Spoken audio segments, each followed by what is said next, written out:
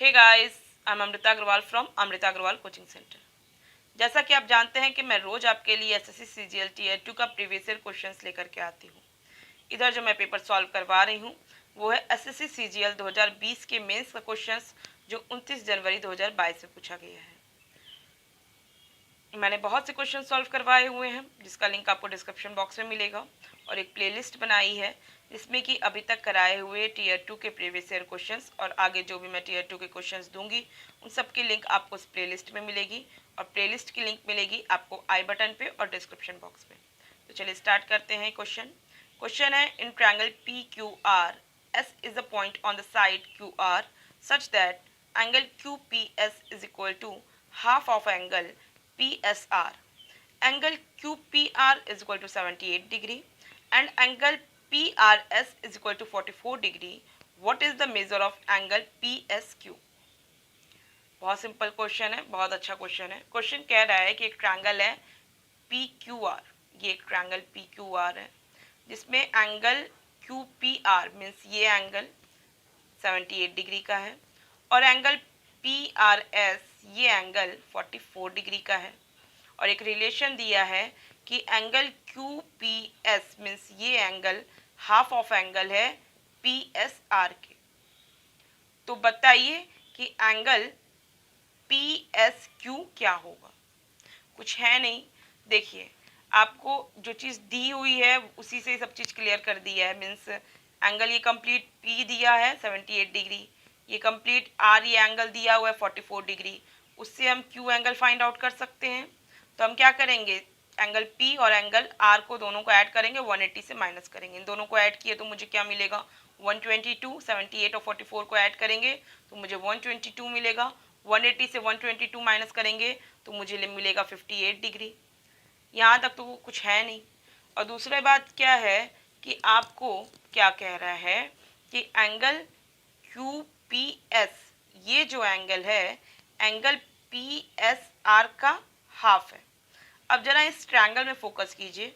चलिए इस ट्रायंगल में जब आप देखते हैं कि ट्रायंगल PSQ, इस ट्रायंगल में ये जो एंगल PSR ये जो एंगल है ये क्या है, एक्सटीरियर एंगल है। और एक्सटीरियर एंगल क्या होता है, सम ऑफ को इंटीरियर एंगल के बराबर होता है। मीन्स इन दोनों एंगल्स को अगर हम ऐड कर देते हैं तो वही एक्सटीरियर एंगल हमको ये मिलता है। और कह रहा है कि ये जो एंगल है ये इस एंगल का हाफ है। इसका मतलब कि ये एंगल और ये एंगल होंगे आपस में क्या, इक्वल। और ये एंगल की वैल्यू मैंने 58 निकाली है। एंगल Q की वैल्यू जब 58 निकली है तो एंगल QPS की भी वैल्यू क्या होगी, 58 ही होगी। और हमको बताना क्या है वैल्यू, हमको वैल्यू बताना है एंगल PSQ की। मीन्स ये एंगल फाइंड आउट करना है। इसको निकालने के दो तरीके हैं, हम या तो इन दोनों एंगल्स को ऐड कर दें और 180 से माइनस कर दें तो हमको ये एंगल मिल जाएगा। अदरवाइज मैं ये देखती हूँ कि एंगल QPR में कंप्लीट ये एंगल कितने डिग्री का है, 78 डिग्री का है, और एंगल QPS ये एंगल कितने डिग्री का निकला है, 58 डिग्री का निकला है। तो अगर हम दोनों को माइनस कर दें, 78 डिग्री में से 58 डिग्री माइनस कर दें तो हमको ये एंगल मिल जाएगा।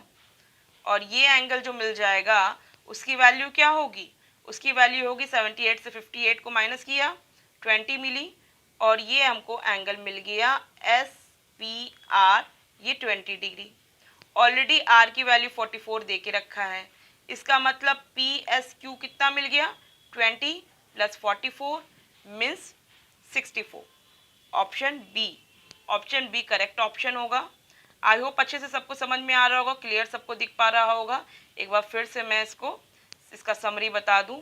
आपको कंप्लीट एंगल P दे के रखा है और ये R दे के रखा है जो कि 78 डिग्री और 44 डिग्री का है, और आपको रिलेशन दिया है कि ये एंगल इस एंगल का हाफ है, जबकि ये एंगल क्या होता है, इन दोनों एंगल्स का एडिशन होता है। इस वजह से ये एंगल और ये एंगल आपस में क्या होगा, इक्वल होगा। ये दोनों एंगल्स हमको ऑलरेडी दे के रखा है तो ये एंगल मैंने फाइंड आउट कर लिया, क्योंकि तीनों एंगल्स का सम 180 डिग्री होता है। इसका एंगल हमको मिल गया 58 डिग्री का, इसका मतलब ये एंगल भी क्या मिल गया, 58 डिग्री। और जब ये एंगल 58 डिग्री का मिल गया तो हमको ये बचा हुआ एंगल क्या मिलेगा, 78 में से 58 का माइनस, जो कि होगा 20 डिग्री। और इस एंगल में से इस एंगल को ऐड कर देंगे तो वो क्या हो जाएगा, सम ऑफ, ये आपका क्या एक्सटीरियर एंगल है ना, इस ट्रायंगल के लिए ये एंगल क्या है, PSQ एक्सटीरियर एंगल है।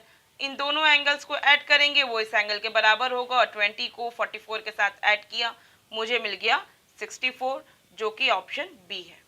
आई होप आपको अच्छे से समझ में आ गया है। यहाँ बस एक ही रूल जो दिख रहा है आपको याद रहना चाहिए, वो ये है exterior angle is equal to sum of को इंटीरियर एंगल। और ये तो बच्चे को भी याद होता है, तो कुछ बड़ा क्वेश्चन था नहीं, बहुत सिंपल क्वेश्चन पूछ दिया था। अब मुझे तो सारे क्वेश्चन सॉल्व करवाने हैं, तो सिंपल पूछे या कठिन पूछे, बताना तो मुझे सब कुछ है।